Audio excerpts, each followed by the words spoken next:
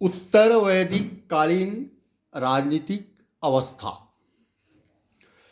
उत्तर वैदिक काल में पहली बार क्षेत्रीय राज्यों का उदय हुआ। पुरु एवं भरत कबीला मिलकर कुरु तथा तुर्वस एवं कृवि मिलकर पंचाल राज्य की स्थापना की।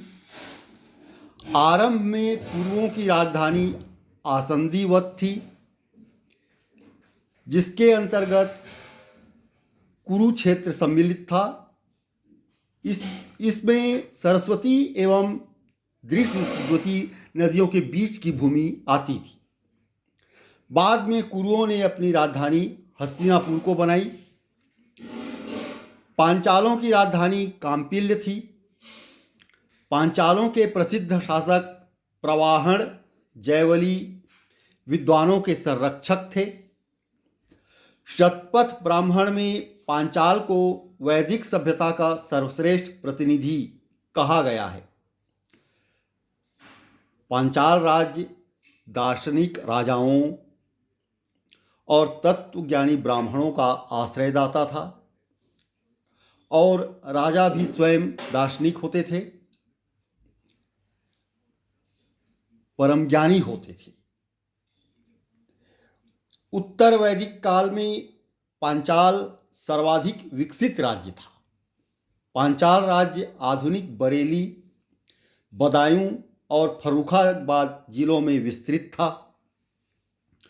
उत्तर वैदिक काल में छोटे छोटे जन मिलकर जनपद में परिवर्तित हो गए। इस काल में राज्यों के स्वरूप में परिवर्तन हुआ। उनका आकार, क्षेत्र बढ़ने लगा। साथ ही साथ आर्थिक संसाधनों में भी परिवर्तन आए। लोहे की खोज हुई। ये सब उत्तर वैदिक काल में हुआ। इसी समय राष्ट्र शब्द का प्रयोग भी पहली बार हुआ।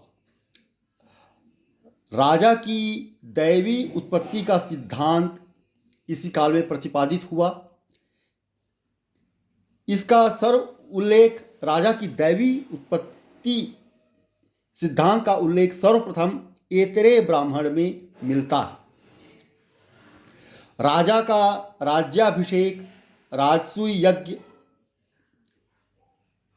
के द्वारा संपन्न होता था आरंभ में, जिसका विस्तृत वर्णन सर्वप्रथम शतपथ ब्राह्मण में मिलता है।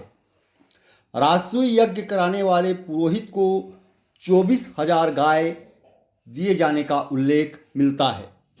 शुरुआत में यह यज्ञ लंबे समय तक चलता था। इसकी अवधि लगभग 1 वर्ष की होती थी। बाद में इसे सामान्य अभिषेक एक छोटे कार्यक्रम तक ही सीमित कर दिया गया। राजाओं का राज तिलक या राजा जब अपने साम्राज्य का विस्तार करते थे तब भी राजसूय यज्ञ किया करते थे। राजा की सहायता के लिए उच्च कोटि के अधिकारी होते थे, जिन्हें रत्निन कहा गया। शतपथ ब्राह्मण में 12 रत्निनों का उल्लेख है। पहला पुरोहित, इनके जिम्मे धार्मिक कार्य, धार्मिक कर्मकांड, यज्ञ, होम हवन, पूजा पाठ होते थे। दूसरा सेनानी या सेनापति, ये युद्ध कार्य में राजा को सहयोग देते थे। तीसरा सूत, राजा का सारथी होता था। चौथा ग्रामणी, ग्राम का प्रधान होता था। पांचवां भागदूत, कर संग्रह करता होता था। छठवां संग्रहित्रा, ये कोषाध्यक्ष होता था। सातवां अक्षवाप, पासे के खेल में राजा का सहयोगी होता था। आठवां रथकार, रथ का निर्माण करने वाला।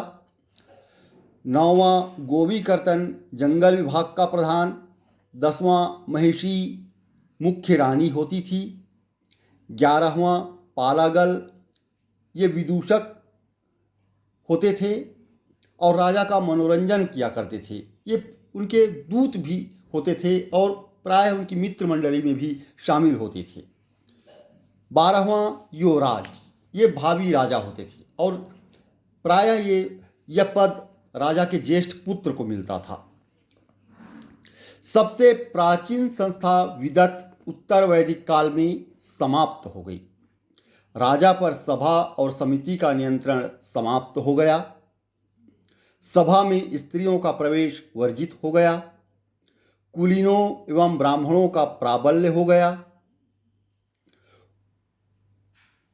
सभा में अब इस काल में स्त्रियों की दशा में गिरावट हुई और सभा में उनका प्रवेश लगभग वर्जित कर दिया गया और राजसभा कुलीन तंत्र, ब्राह्मण तंत्र के द्वारा संचालित किया जाने लगा।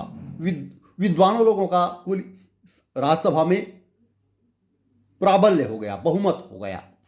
उत्तर वैदिक काल में राजतंत्र ही शासन का प्रमुख आधार था, लेकिन कहीं कहीं गणतांत्रिक शासन के भी उल्लेख मिलते हैं, इसके सशक्त उदाहरण मिलते हैं।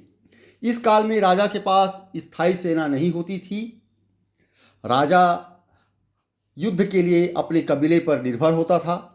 सूत एवं ग्रामीण को कर्त्री अर्थात राजा बनाने वाला कहा गया है। राजा न्याय का सर्वोच्च अधिकारी होता था। ब्राह्मण को इस काल में मृत्युदंड नहीं दिया जाता था। उत्तर वैदिक काल में राजा अपनी प्रजा से नियमित कर वसूलने लगा। ये एक बहुत प्रमुख बदलाव आया। इस काल में राजा को ऋग्वैदिक काल की तरह बलि या भेंट पर निर्भर नहीं रहना पड़ता था। राजा अपनी प्रजा से नियमित कर वसूलने लगता था, जिसे बलि, शुल्क या भाग कहा जाता था और इसकी मात्रा लगभग 1/16 भाग होती थी।